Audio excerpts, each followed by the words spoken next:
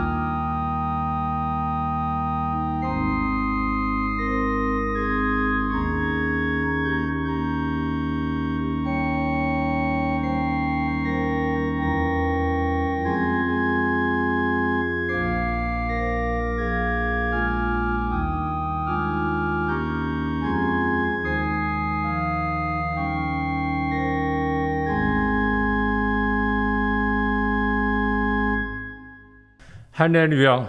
우리 하나님께 찬양함이 얼마나 좋은 일이며 하나님께 찬송함이 그 얼마나 아름답고 마땅한 일인가. 주님은 마음이 상한 사람을 고치시고 그 아픈 곳을 싸매어 주신다.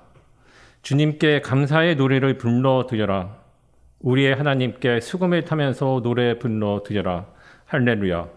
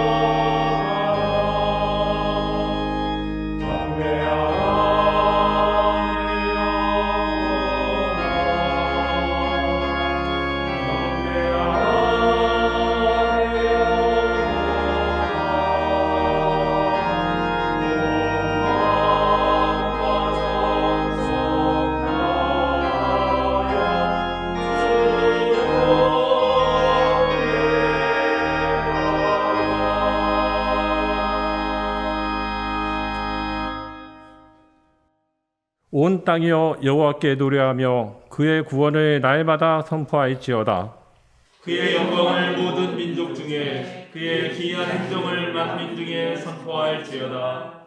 여호와는 위대하시니 극진히 찬양할 것이요 모든 신보다 경외할 것이며 예수께서 또 이르시되 너희에게 평강이 있을지어다. 아버지께서 나를 보내신 것 같이 나도 너희를 보내노라. 그러므로 너희는 가서 모든 민족을 제자로 삼아 아버지와 아들과 성령의 이름으로 세례를 베풀고 내가 너희에게 분부한 모든 것을 가르쳐 지키게 하라. 볼지어다 내가 세상 끝날까지 너희와 항상 함께 있으리라 하시니라. 오직 성령이 너희에게 임하시면 너희가 권능을 받고 예루살렘과 온 유대와 사마리아와 땅끝까지 이르러 내 증인이 되리라 하시니라. 아멘.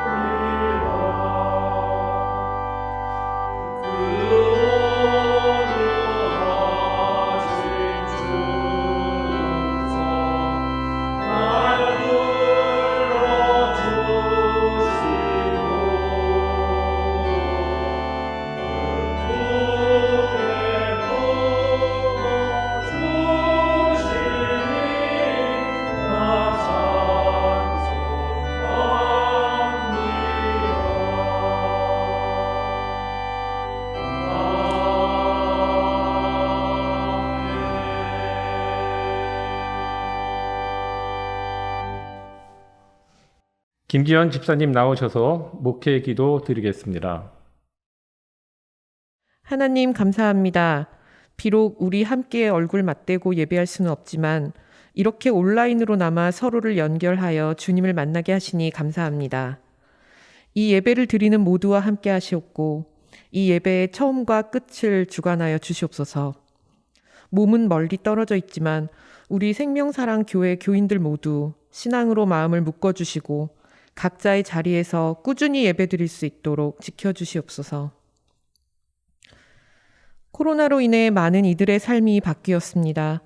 새해가 되었지만 올해 역시 이 전염병의 마수가 언제쯤 사그러들지 알 수 없는 상황은 이어지고 있습니다. 우리 모두를 긍휼히 여겨주시옵소서. 이러한 환난 가운데서도 하나님의 사랑과 뜻에 대해 생각하고 보다 더 지혜로운 그리스도인으로 세상을 살아갈 수 있도록 인도하여 주시옵소서. 아마도 지금과 달라진 삶만큼 앞으로도 더 많은 것이 달라질 것입니다. 세상의 풍랑 가운데서도 주님을 잊지 않고 단단히 중심을 잡고 살아갈 수 있도록 도와주시옵소서. 전염병과 함께 싸우는 많은 이들을 기억해 주시고 이들의 안위를 보호하여 주시옵소서. 혹시나 감염으로 인해 병마와 싸우는 이들을 보호하여 주시옵소서. 그들의 고통을 돌보시고 이들을 어루만져 주시옵소서. 부디 이전의 삶을 회복하고 하나님의 은혜를 기뻐할 수 있는 그날이 빨리 오기를 바랍니다. 힘든 시기를 겪는 만큼 우리 서로가 서로를 더 생각하고 그간 깨닫지 못했던 하나님과의 관계에 대해서도 깊이 생각해 볼 수 있도록 인도하여 주시옵소서. 우리는 앞으로의 대한민국의 방향을 잡고 이끌 지도자를 뽑기 위해 준비하는 중에 있습니다. 여러 정보와 소문들이 이 나라를 흔들고 있습니다. 부디 우리 국민들을 지켜주셔서 모두의 눈과 귀를 밝혀주시옵소서. 그래서 보다 지혜로운 선택을 할 수 있도록 우리 모두를 인도하여 주시옵소서. 하나님의 뜻을 생각하고 당신이 주신 귀한 말씀을 되새기며 어떠한 지도자가 이 나라를 더 선하고 아름답게 이끌어 나갈 수 있을지를 고민하고 선택하게 하여 주시옵소서.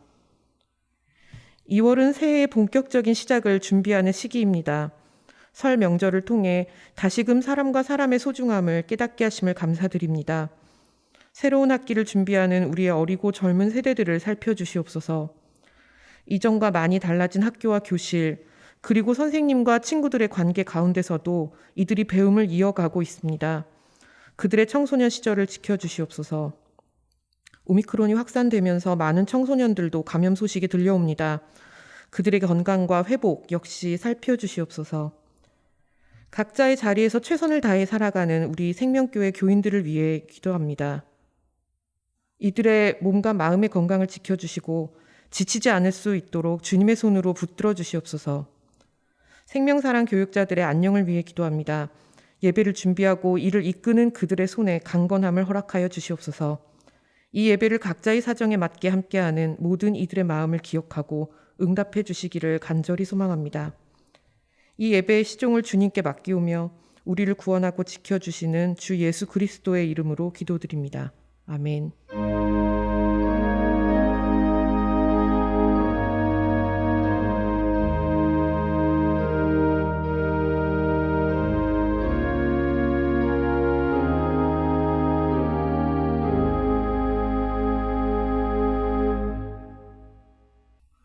주연절 다섯째 주일 우리에게 주시는 하나님 말씀은 이사야서 49장 5절에서 7절, 시편 31편 23절에서 24절, 요한복음서 12장 36절에서 43절 말씀입니다.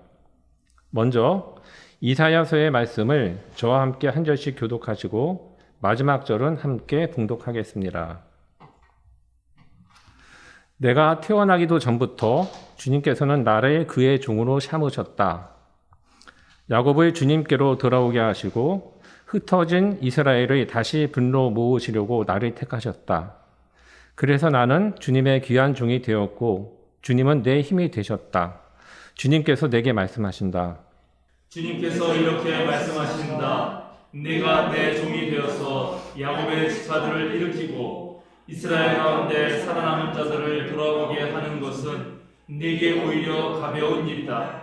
땅 끝까지 나의 구원이 미치게 하려고 내가 너를 문 민족의 빛으로 삼았다. 다 같이 이스라엘의 속량자 거룩하신 주님께서 남들에게 멸시를 받는 사람, 여러 민족들에게 미움을 받는 사람, 통치자들에게 종살이하는 사람에게 말씀하신다. 왕들이 너를 보고 일어나서 예를 갖출 것이며 대신들이 또한 부복할 것이니 이는 너를 택한 이스라엘의 거룩한 하나님, 신실한 나 주 하나님 때문이다.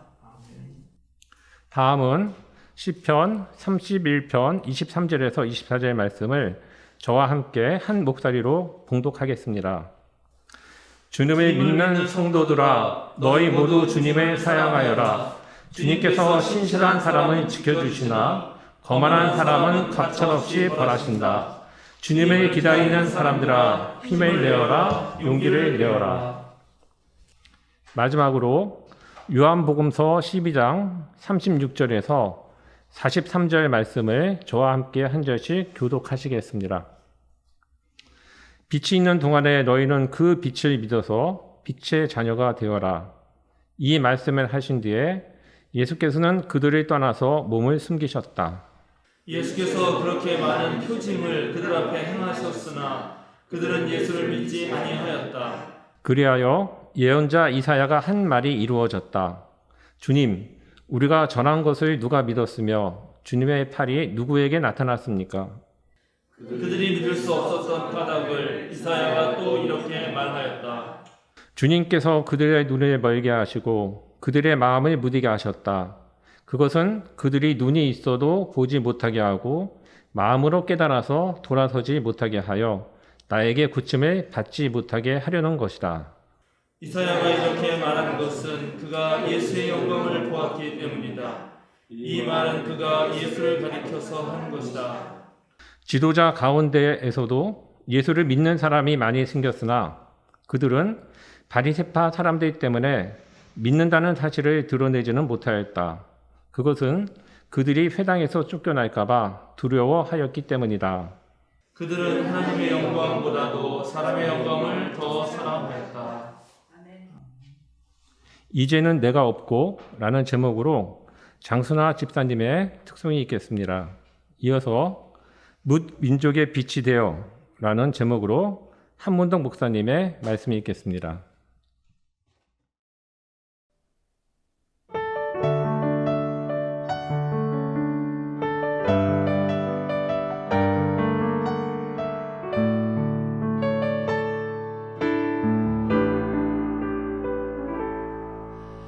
이제는 내가 없고 오직 예수님만 내 안에 살아계신 오직 예수님만 찬양하며 살리라 예배하며 살리라 내 안에 계시는 오직 예수님만 주님은 나의 아바 아버지 내 상한 영혼 만지시고 주님은 나의 하늘 아버지 나의 모든 것 주님께 맡기리 이제는 내가 없고 오직 예수님만 내 안에 살아계신 오직 예수님만 찬양하며 살리라 예배하며 살리라 내 안에 계시는 오직 예수님만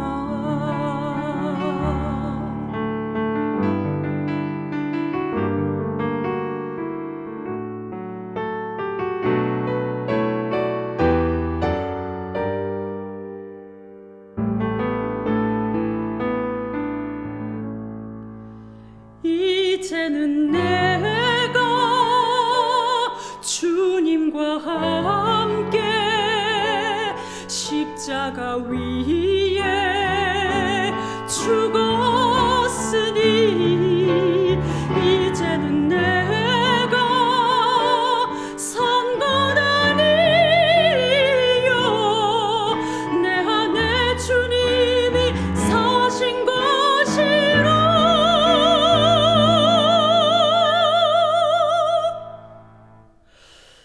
이제는 내가 없고 오직 예수님만 내 안에 살아계신 오직 예수님만 찬양하며 살리라 예배하며 살리라 내 안에 계시는 오직 예수님만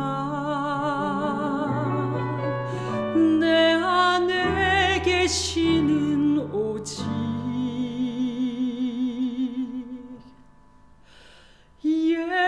예수님만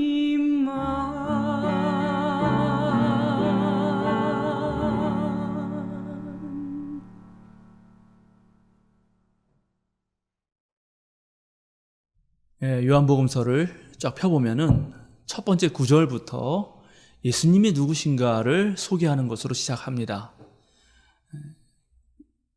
예수님은 태초에 하나님이 세상을 창조하실 때 함께 계셨고 또 하나님과 분리될 수 없는 말씀으로 계시면서 온 세상에 생명을 주시는 빛이라고 요한복음서 저자는 과감하게 선포합니다. 그런데 세상 사람들은 예수님이 빛인 줄 알아보지 못합니다. 빛을 증언하러 온 세례 요한을 빛으로 오해하기도 하고 또 예수님을 알아보지 못할 뿐만 아니라 심지어 거역하기도 합니다. 사람들이 이렇게 편견을 갖는 데는 기존의 관점이 작동합니다. 나사렛 시골 출신 청년이라든가 천한 목수의 직업을 갖고 있다던가 또 안식일을 어기는 사람이라든가 로마 제국에 십자가 처형을 당한 사람이라는 것들이 이들에게 하나의 어떠한 편견으로 작동합니다. 예수님이 사람들 앞에서 실제로 눈에 보이는 많은 표징을 행하셨지만 여전히 사람들은 믿음에 이르지 못합니다. 오늘 우리가 함께 읽은 본문에서 예수님께서는 빛이 있는 동안에 빛을 믿고 빛을 따르는 빛의 자녀가 되라 이렇게 말씀하셨지만 사람들은 눈이 있어도 보지 못하고 귀가 있어도 듣지 못하고 마음은 무디어져서 깨닫지 못합니다. 어둠 속에서 길을 헤매는 사람에게 빛을 환히 비추어주는 것은 정말로 좋은 일인데 빛이 있음에도 불구하고 그 빛을 보지도 못하고 따르지 않으니 요한복음서를 쓴 저자는 정말 애가 탑니다. 그런데 오늘 본문은 또 다른 사람의 또 다른 부류의 사람을 얘기합니다. 당시 유대인 지도자들 가운데서 예수를 믿고 따른 사람이 많았다는 것입니다. 그런데 그들이 예수님이 빛인 줄 알고 그를 따르면서도 바리새파 사람들을 두려워한 나머지 예수님 믿는다는 사실을 드러내지 못했다는 것입니다. 이 사람들은 분명히 빛을 보았지만 그리고 이 길이 마땅히 진리의 길이고 생명의 길인 걸 알았지만 박해가 두려웠고 사람들의 눈치에 신경 쓰느라 자신들의 신앙 고백을 제대로 할 수 없었던 것입니다. 정말 오늘날도 성경을 한 줄 한 줄 이렇게 펴서 읽다 보면 이 성경 이야기가 그 먼 옛날 이야기가 아니라 오늘날 우리들의 이야기라는 것을 새삼 깨닫곤 합니다. 지금도 하나님은 우리 인간들에게 빛을 비추고 계십니다. 그런데 많은 이들이 그 빛을 보려 하지 않습니다. 익숙한 어둠이 훨씬 더 편하게 느껴지기 때문입니다. 또 어떤 이들은 빛이 않은 것을 빛으로 착각합니다. 열심히 손가락으로 달을 가르치는데 달은 보지 않고 손가락이 달인 줄 아는 것이죠. 또 어떤 사람은 믿긴 믿는데 아직 어린아이 믿음이어서 사람들의 눈치를 봅니다. 그런 사람들은 작은 위기와 어려움이 닥치면 자신도 모르게 나도 모르는 사이에 그저 믿음을 배반하고 맙니다. 정말 이 세상을 창조하시고 온 우주를 이끄시는 그 하나님을 바르게 알고 옳게 믿으면 누구든지 간에 저 하늘로부터 오는 그 놀라운 지혜와 능력을 얻을 수 있지만 오늘날도 많은 사람들이 빛의 자녀 되기를 거부하면서 스스로 고통을 만들어내면서 여전히 어둠의 그늘 속을 살아갑니다. 인생을 살다 보면 정말 지혜롭게 살기를 바랍니다. 미리미리 다가오는 미래를 대비하면서 혹시나 예기치 못한 상황에 닥친다 하더라도 그것을 잘 대처하고 위기의 순간을 잘 극복해 나가기를 누구나 바랍니다. 우리 삶에서 고통은 사라지고 기쁨과 즐거움만이 넘치기를 누구나 원합니다. 그런데 그런 삶을 잘 살아가려면 정말 우리에게 지혜가 필요합니다. 어떻게 사는 것이 정말로 잘 사는 것일까? 사람은 누구나 인생의 여정에서 한 번쯤은 이런 생각을 합니다. 왜냐? 정말 잘 살고 싶기 때문입니다. 만약 누군가가 여러분을 찾아와서 삶의 지혜에 대해서 좀 알려주십시오라고 묻는다면 여러분은 어떻게 대답을 해주시겠습니까? 우리 성경의 잠언과 전도서를 살펴보면 정말 고대로부터 내려오는 온갖 지혜 전통에 주옥 같은 그런 언어들, 깨달음의 말들이 가득 들어있는데 그런 남의 얘기 말고 내가 살면서 겪었던 어떤 그 삶의 노하우, 지혜를 묻는다면 이런 거는 어떠냐고 여러분은 뭐라고 그렇게 얘기를 해 주시겠습니까? 저도 오래 산 건 아니지만 나름 삶을 살아가면서 얻은 지혜들이 있습니다. 그리고 그 지혜들은 정말 저의 삶을 살아가는데 매우 유용하고 매우 가치가 있습니다. 그 지혜 덕분에 저는 언제 어디서나 저에게 주신 그 생명을 잘 누릴 수 있고 또 즐거움을 향유할 수가 있습니다. 그래서 오늘 제가 여러분과 제가 생각하는 제 삶의 지혜를 조금 나누어 보려고 합니다. 여러분도 여러분 자신의 어떤 삶의 지혜를 떠올리시면서 함께 고민해 주시면 고맙겠습니다. 제가 생각하는 첫째 지혜는 세상의 모든 일은 언제나 양면이 있다는 것입니다. 우리가 알고 있는 세옹지마라는 고사가 너무나도 잘 알려주는 것이죠. 좋은 것이 좋은 것만이 아니고 나쁜 것이 꼭 나쁜 것만은 아니다라는 것입니다. 저는 그래서 늘 저의 장점이 곧 단점이고 저의 단점이 곧 장점일 수 있다고 그렇게 생각하면서 살아갑니다. 사실 우리가 때에 따라서 좋은 거 나쁜 거 또 장점 단점 이렇게 나누지만 같은 동전의 양면일 뿐인 것입니다. 사람들은 보통 자신에게 좋으면 그저 방긋 웃다가도 또 금방 자신에게 나쁘면 상처를 받고 슬픔에 잠깁니다. 그러나 복이 곧 화가 되고 또 화가 언제든 복이 될 수 있다는 그런 양면을 동시에 사유할 줄 아는 사람은 사실 작은 일에 크게 흔들리는 그런 일은 없을 것입니다. 마음을 아주 온전히 가질 수 있는 그런 지혜를 얻게 됩니다. 둘째로 제가 늘 생각하는 그런 또 하나의 지혜는 균형과 조화입니다. 세상을 살다 보면 어느 분야에서든지 탁월한 사람이 있습니다. 정말 그 분야에 있어서는 그 사람은 너무너무 괜찮은 거죠. 너무 잘합니다. 부럽고 존경스럽습니다. 그런데 우리 삶은 변화무쌍하고 매우 복잡한 여러 요인들이 작동합니다. 그래서 어느 한 분야를 잘하는 것도 중요하지만 그 다양하고 많은 것들 사이에 조화를 이루는 것, 그 사이에서 균형을 잡는 것이 또한 중요합니다. 목회도 마찬가지입니다.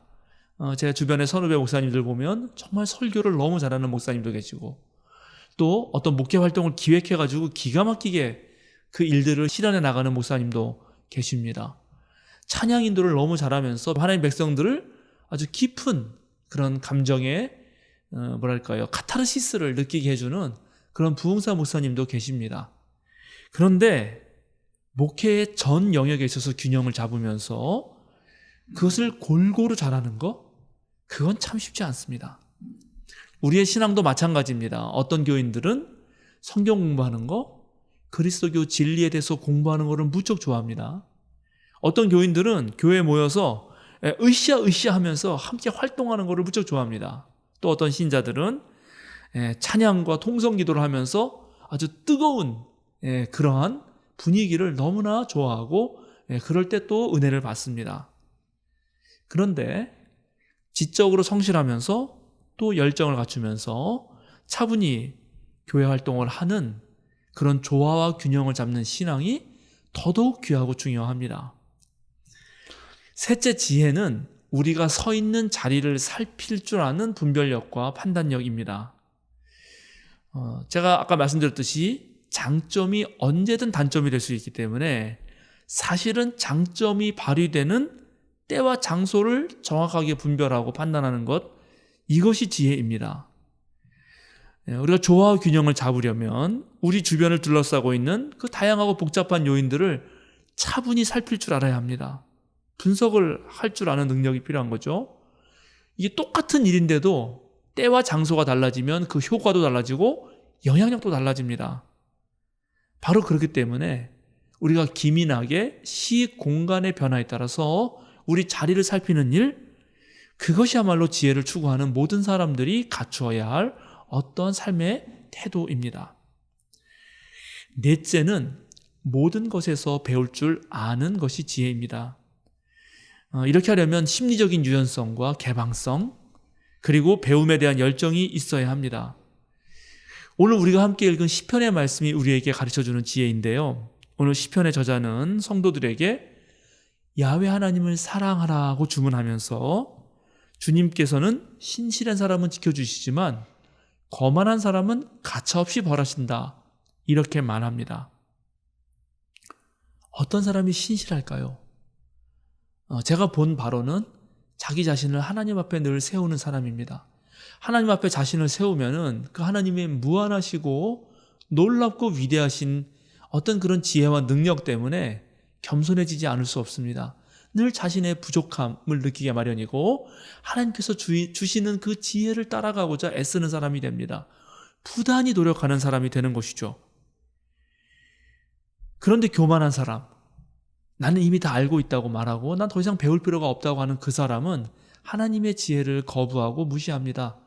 그렇게 제멋대로 살다가 결국에는 고통의 늪과 수렁에 빠지고 마는 것입니다. 그리고 바로 그렇게 살아갈 수밖에 없는 것이 하나님이 내리시는 가차없는 벌이 되고 마는 것입니다. 마지막으로 제가 여러분에게 드릴 수 있는 지혜는 정말 웅혼한 꿈, 우리 생각으로 절대 이룰 수 없는 그런 꿈을 꾸라는 것입니다. 오늘 이사야 말씀이 우리에게 주는 지혜입니다. 그리고 이 지혜는 바로 우리 생명사랑교회의 세 번째 목표와도 매우 밀접하게 연결되어 있습니다. 오늘 우리가 읽은 구약의 이 본문은 학자들 사이에서 제2 이사야라고 불리는 한 무명의 예언자가 전하는 말씀을 담고 있습니다. 지금 이 사람은 바벨론에 잡혀와서 포로로 살고 있습니다. 그런데 이 종살이를 하는 이 사람이 오늘 이렇게 말을 하는 것입니다. 자신의 비전을 말하는데 그 비전의 핵심이 뭐냐 하면 하나님께서 자기 자신을 뭇 민족의 빛으로 삼았다는 것입니다. 바벨론 강가에서 눈물과 한숨으로 보내는 야곱의 백성들을 다시 일으켜 세우고 전쟁과 포로 생활에서 살아남은 이스라엘들을 불러 모을 뿐만 아니라 모든 민족을 이끌어갈 빛이 된다라고 말하고 있습니다. 바로 이 예언자의 선포를 통해서 제가 여러분에게 드릴 마지막 지혜의 말씀을 드리고자 하는 것입니다. 우리 모두는 이 예언자가 품었던 이 비전의 웅혼함을 같이 소유해야 합니다. 지금 이 사람은 모든 민족의 빛이 될 것을 기대하고 있고 야훼 하나님을 믿는 신앙이 그저 한 개인의 영달이나 자신의 집안의 어떠한 명예와 부귀를 누리는 것이 아니라 온 우주를 이끄시는 주님의 관점에 따라서 전 세계를 바라보고 그 세계를 자신의 품 안에서 품어보려고 하는 데 있다는 것입니다. 실제로 사람 됨의 크기는 그가 소유한 재산이나 사회적 지위에 달려있는 것이 아닙니다. 그가 얼마나 높고 고귀한 정신을 품고 있느냐, 어떤 비전을 간직하고 있느냐에 달려 있습니다. 높은 정신이 있는 사람에게서만 참 사람다움을 발견할 수 있는 것이고 바로 그런 높은 정신을 가진 사람들이 모일 때 그 사회가 훨씬 더 온전한 세상이 되는 것입니다. 바로 지금 제2 이사야가 그런 사람이 되겠다고 말하고 있는 것이죠. 이 고귀한 꿈을 가진 사람은 어떤 위기에서도 새로운 배움과 깨달음을 얻습니다. 종살이하는 처지이지 않습니까? 목숨만 간신히 부지하는 환경입니다. 그런데 이 사람은 절대 비굴하지 않고 좌절하지도 않습니다. 높은 꿈이 있기 때문입니다. 또 이런 자세를 가지려면 자기 자신에 대해서 어떤 자존감이 있어야 됩니다. 그리고 그런 자존감은 그 사회의 당대 분위기보다 훨씬 더 넘어서는 어떠한 높은 문화적 저력이 있어야 가능합니다. 이 사람은 도대체 어디에서 이러한 자존감과 인내심을 얻을 수 있었던 것일까요? 정말 최악의 순간에서도 그 순간을 이겨내면서 더 큰 꿈을 꾸는 이런 지혜를 어디서 도대체 깨달았던 것일까요? 당연히 이 사람은 야훼 하나님을 신뢰하는 그 믿음 안에서 이런 것들을 읽어낸 것입니다. 오늘은 우리 교단이 지키는 해외 선교 주일입니다. 2020년 통계로 볼 때 한국 개신교는 168개국에 22,259명의 장기 선교사를 파송하고 있는 나라입니다. 1980년에 우리 한국 개신교가 파송한 선교사의 숫자가 100명을 조금 넘었습니다. 근데 1990년에 1000명이 됐고 2000년에 10,000명에 이릅니다. 그런데 지금 2020년을 넘어서는 이때 22,000명이 넘는다고 하는 거니까 정말 대단한 거죠. 그리스도교 복음의 불모지였던 이 땅이 선교 역사 100년 만에 이런 성과를 거둔 것 자체가 신기한 일입니다. 우리의 이웃인 일본은 기독교 인구가 1%가 넘지 않고 중국 또한 공산당 치하에서 그리스도교가 고전을 면치 못하고 있습니다. 그런데 우리만 예외인 것입니다. 물론 1990년 이후에 한국 개신교가 정체되어 있고 또 최근 20, 30년 동안 한국 개신교의 사회적 신뢰도가 점점 추락하고 있지만 지난 100년의 한국 근대사 속에서 우리 개신교가 일궈낸 그 역할이라고 하는 것은 정말로 지대한 것이었습니다. 372년 불교가 이 땅에 전래돼서 한 1000년 넘게 우리 조상들의 정신문화를 이끌어왔고, 유교가 국가의 이념이 되어서 조선 왕조 600년을 이끌어왔다면 그 바탕 위에서 개신교가 한국 근현대 문명을 만드는데 130여 년 동안 아주 훌륭한 역할을 잘 감당했던 것입니다. 그 오래전에 최치원이 우리 민족의 특성을 말하면서 유불선의 외래 종교를 모두 품어안고 그것들을 조화롭게 융화시켜서 새롭고도 창조적인 종교로 승화시킨다고 말했듯이, 우리는 지난 격동의 시기를 지내오면서 무교와 유교, 불교, 이어서 개신교까지 토속 종교와 외래 종교를 받아들이면서 지금의 정신 문명을 만들어왔던 것입니다. 지금 K-방역의 성과를 타고 한류가 전 세계적으로 인기몰이를 하고 또 실제로 매우 우수한 문화적 역량을 우리나라 국민들이 보여주고 있는데, 저는 이런 모든 결과가 그동안 한국에서 오래도록 꽃피고 열매를 맺었던 종교 전통 덕분이라고 생각합니다. 폴 틸리라고 하는 신학자가 말했듯이 종교는 문화의 실체이고 문화는 종교의 형식이기 때문입니다. 문화라는 것, 그것은 고귀한 정신을 드높이려는 종교의 가르침을 세속적인 형태로 표현한 것이기 때문입니다. 따라서 종교가 이제 세상의 문화를 선도하지 못한다면 그때 그 종교는 쇠락하고 맙니다. 실로 개신교가 한창 부흥일 때 교회가 세상을 이끌었지만 지금은 오히려 교회가 뒤처지고 있습니다. 물론 아직은 견디고 버틸만 하다고 생각합니다. 그러나 앞으로도 교회가 계속해서 자기의 성에 갇혀서 변화를 거부하고 세상과 소통하지 않으면서 아집을 부린다면 머지않아 한국 개신교는 정말로 돌이킬 수 없는 위기를 맞게 될 것입니다. 실제로 오늘날 청소년들의 복음 전파율은 미전도 종족에 버금갑니다. 현재 교회에 출석하는 청소년이 3.8%밖에 안 되는데요. 정말 상당수의 청소년들이 100명 중에 96명 정도는 성경 말씀이나 그리스도교 진리에 대해서 전혀 접해보지 않고 있는 것입니다. 그러다 보니까 청소년들이 그저 세속화 물결에 마구 휩쓸려 갑니다. 2014년 한 조사에 따르면 고등학생들에게 행복한 삶을 이루기 위해서 필요한 조건이 무엇이냐라는 물음에 19.2%가 돈이라고 답했습니다. 18.7%는 성적 향상, 17.5%는 화목한 가정이라고 대답을 했습니다. 근데 문제는 시간이 흐르면 흐를수록 돈이라고 답변하는 이 연령대가 점점 낮아진다는 것이 또 문제입니다. 오늘날 한국 개신교가 이 세상에 빛이 되지 못한 이유가 무엇일까요? 그것은 개신교가 어느 순간부터 문민족의 빛이 되려는 그런 고매한 정신을 상실했기 때문입니다. 오늘날 개신교가 되살아나고 우리 사회가 나아지려면 우리 모두가 더 높은 정신, 정말 더 괜찮은 그런 문화적 힘을 길러야 합니다. 대통령 선거를 앞두고 경제와 부동산, 외교와 안보, 또 일자리와 복지도 다 중요한 것이지만 우리 종교인들, 특별히 우리 그리스도인들이 더욱 깊이 꿰뚫어 살펴야 되는 것, 그것은 정말로 우리나라 국민들의 정신을 얼마나 높이 솟구치게 하느냐 하는 것입니다. 1885년 4월 5일 부활주일이었는데 그때 인천 제물포항에 2명의 개신교 선교사가 도착합니다. 여러분 잘 알고 있는 대로 언더우드와 아펜젤러입니다. 그런데 이 사람의 손에 이미 한글로 번역된 마가복음서 언해라고 하는 책이 들려져 있었습니다.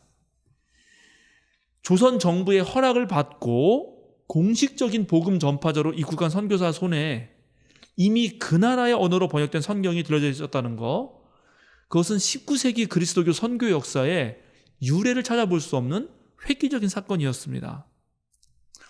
이 마가복음서 언해를 만든 사람은 이수정이라고 하는 사람입니다. 유학자 집안의 명문가 출신인 이수정은 온건 개혁파의 일원이었습니다.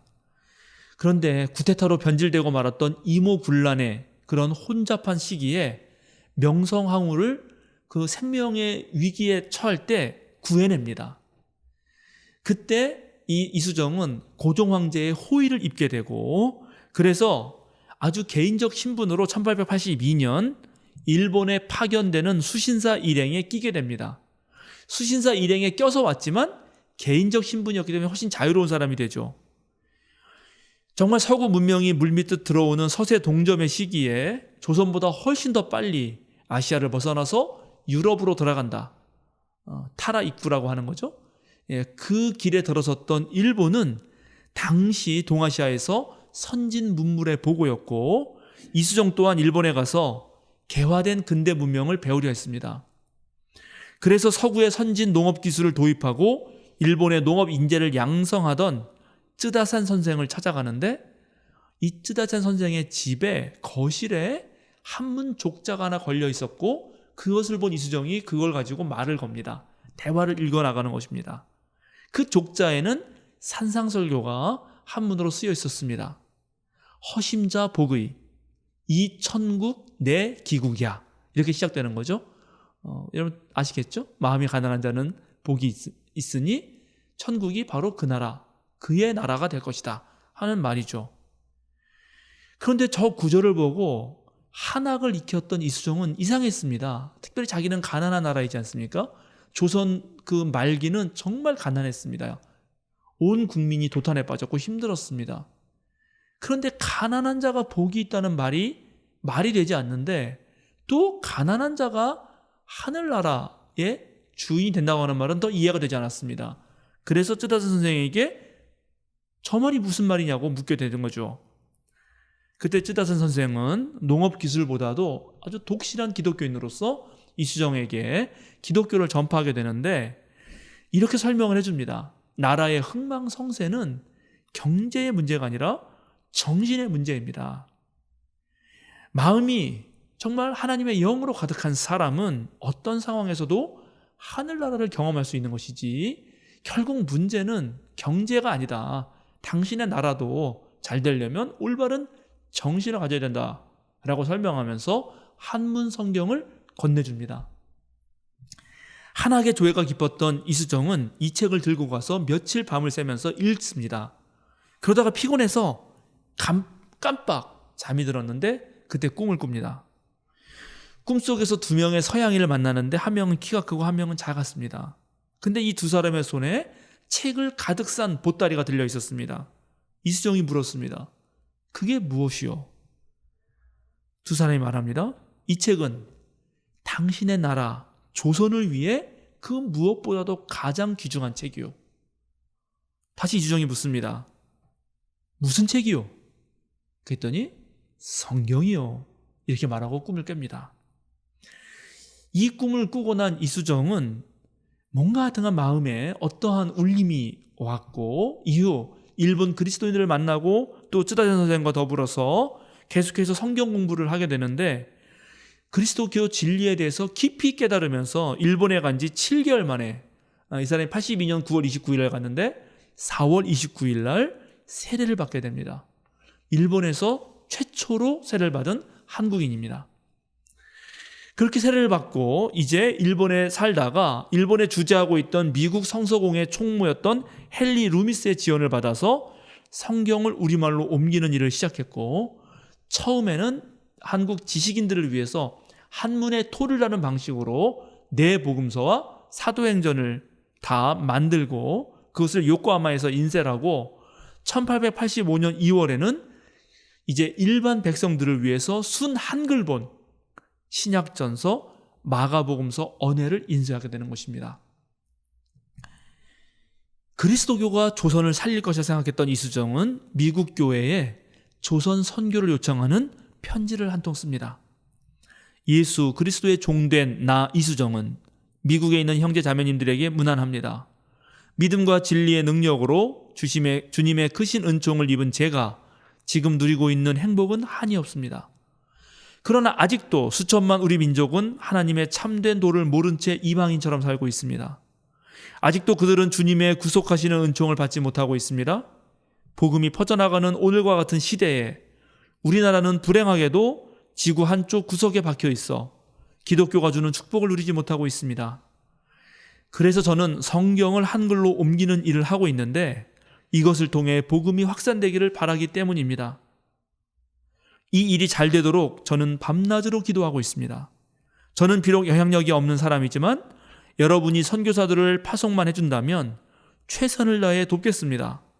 간곡하게 바라는 바는 지금 당장이라도 몇 명을 이곳 일본에 보내 여기서 일하고 있는 이들과 협의하면서 사업 준비를 하도록 해 주십사는 것입니다. 제 생각에는 이것이야말로 가장 안전하고도 적절한 방법입니다.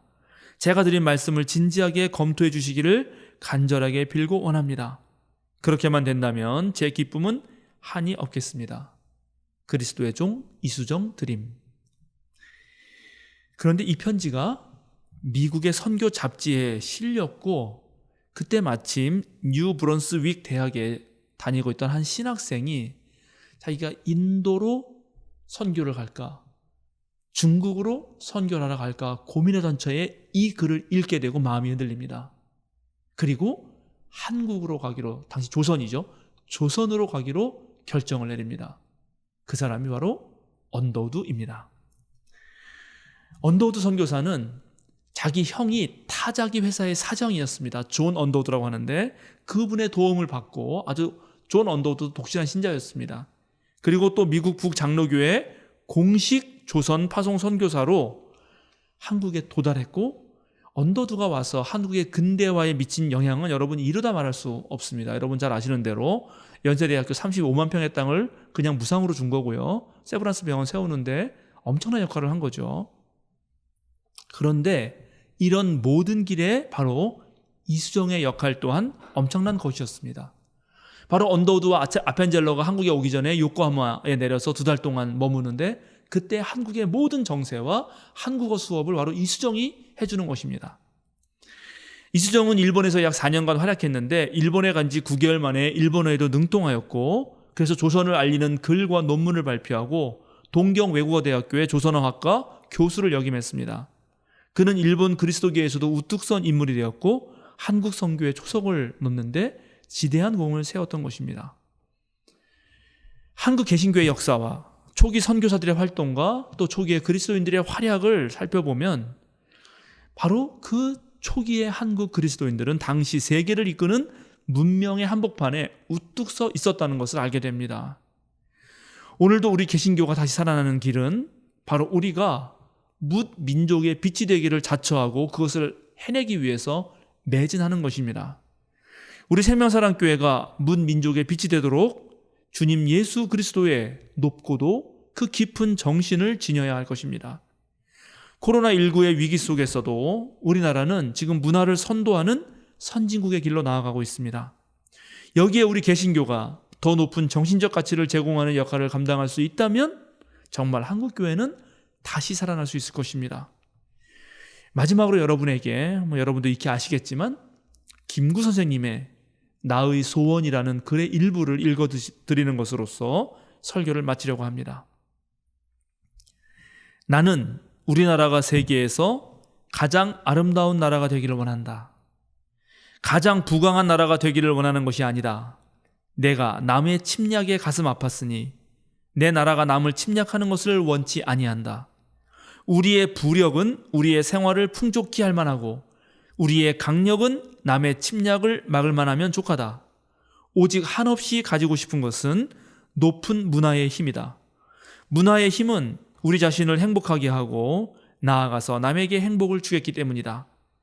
지금 인류에게 부족한 것은 무력도 아니요 경제력도 아니다. 자연과학의 힘은 아무리 많아도 좋으나 인류 전체로 보면 현재의 자연과학만 가지고도 편안히 살아가기에 넉넉하다. 인류가 현재의 불행한 근본 이유는 인의가 부족하고 자비가 부족하고 사랑이 부족한 때문이다. 이 마음만 발달이 되면 현재의 물질력으로 20억이 다 편안히 살아갈 수 있을 것이다. 인류의 이 정신을 배양하는 것은 오직 문화이다. 나는 우리나라가 남의 것을 모방하는 나라가 되지 말고 이러한 높고 새로운 문화의 근원이 되고 목표가 되고 모범이 되기를 원한다. 그래서 진정한 세계의 평화가 우리나라로 말미암아서 세계에 실현되기를 원한다. 홍익인간이라는 우리 국조 단군의 이상이 이것이라고 믿는다. 또 우리 민족의 재주와 정신과 과거의 단련이 이 사명을 달성하기에 넉넉하고 우리 국토의 위치와 기타 지리적 조건이 그러하며 또 1차, 2차 세계대전을 치른 인류의 요구가 그러하며 이러한 시대에 새로 나라를 고쳐 세우는 우리가 서 있는 시기가 그러하다고 믿는다. 우리 민족이 주연 배우로 세계 무대에 등장할 날이 눈앞에 보이지 아니하는가? 이 일을 하기 위하여 우리가 할 일은 사상의 자유를 확보하는 정치 양식의 건립과 국민 교육의 완비다. 내가 위에서 자유와 나라를 강조하고 교육의 중요성을 말한 것은 이 때문이다. 최고 문화 건설의 사명을 다한 민족은 이러니 폐지하면 모두 성인을 만드는 데 있다. 여기 성인이 거룩할 성자 성인입니다. 이게 그리스도교가 해야 될 일 아니겠습니까? 대한 사람이라면 간대마다 신용을 받고 대접을 받아야 한다. 우리의 적이 우리를 누르고 있을 때에는 미워하고 분해하는 살벌, 투쟁의 정신을 길렀었거니와 적은 이미 물러갔으니 우리는 증오의 투쟁을 벌이고 화합의 건설을 일삼을 때다. 다 함께 기도하시겠습니다. 거룩하시고 참 지혜를 주시는 하나님, 우리가 주님을 사랑하게 하여 주소서. 주님을 기다리며 힘을 내고 용기를 가지게 하여 주소서. 뭇 민족의 빛이 되라는 말씀을 가슴 깊이 새기게 하여 주소서. 이 사회를 이끌었던 개신교의 저력을 다시 회복하게 하시고 우리 생명사랑교회가 앞장서게 하여 주소서. 하나님의 응원한 비전을 작은 울타리에 가두지 않게 하시고 우리 자신을 열어 더 큰 세계로 전진하게 하여 주소서. 빛이신 예수께서 우리와 함께 동행하시는 동안에 빛을 따르고 빛을 비추는 빛의 자녀가 되게 하여 주소서. 예수 그리스도의 이름으로 기도드립니다. 아멘.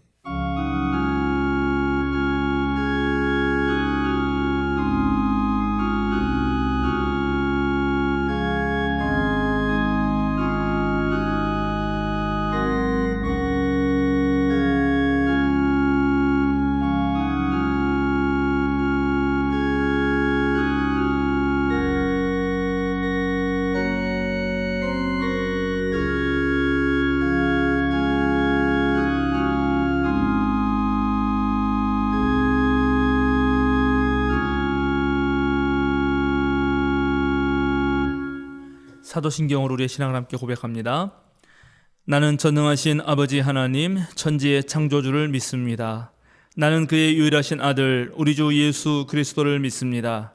그는 성령으로 잉태되어 동정녀 마리아에게서 나시고 본디오 빌라도에게 고난을 받아 십자가에 못 박혀 죽으시고 장사된 지 사흘 만에 죽은 자 가운데서 다시 살아나셨으며 하늘에 오르시어 전능하신 아버지 하나님 우편에 앉아 계시다가 거기로부터 살아있는 자와 죽은 자를 심판하러 오십니다. 나는 성령을 믿으며 거룩한 공교회와 성도의 교제와 죄를 용서받는 것과 몸의 부활과 영생을 믿습니다.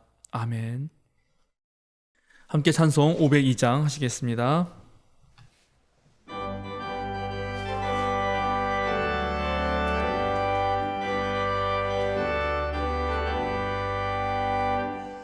제사장들이여 어서 나서 어둠을 물리치고 주의 진리 모르는 백성에게 복음의 빛처럼 빛의 사자들이여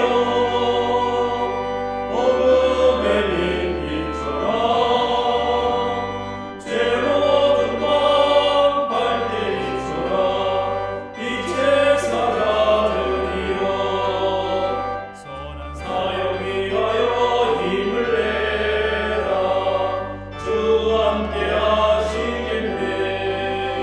주의 크신 사랑을 전파하며 복음의 빛처럼 빛의 사자들이여 복음의 빛처럼 죄로운 밤 밝게 비춰라. 빛의 사자들이여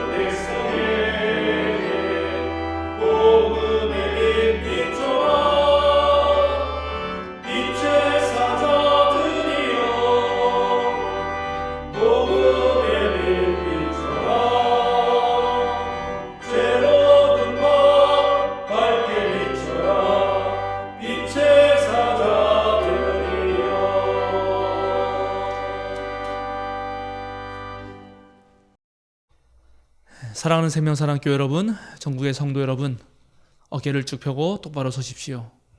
세상으로 당당하게 그리고 심차게 나아가십시오. 자유인으로 사십시오. 저와 여러분은 빛의 자녀입니다. 그러니 온 세상에 뭇 민족의 빛이 되어 여러분 가는 곳마다 하나님의 빛을 밝히는 빛의 사람이 되시길 바랍니다. 함께 축도하겠습니다. 이제는 우리 주 예수 그리스도의 은혜와 하나님의 무한하신 사랑과 성령님의 거룩한 친교가 해외 선교주의를 맞아 주님의 높은 뜻을 다시금 마음속에 새기는 생명사랑 교우들과 이 시간 함께 예배하는 모든 성도들 위해 온 세상에 아픈 마음으로 살아가는, 그래서 구원을 갈망하는 모든 이들에게 지금부터 영원토록 함께 하시기를 간절히 축원하옵나이다. 아멘.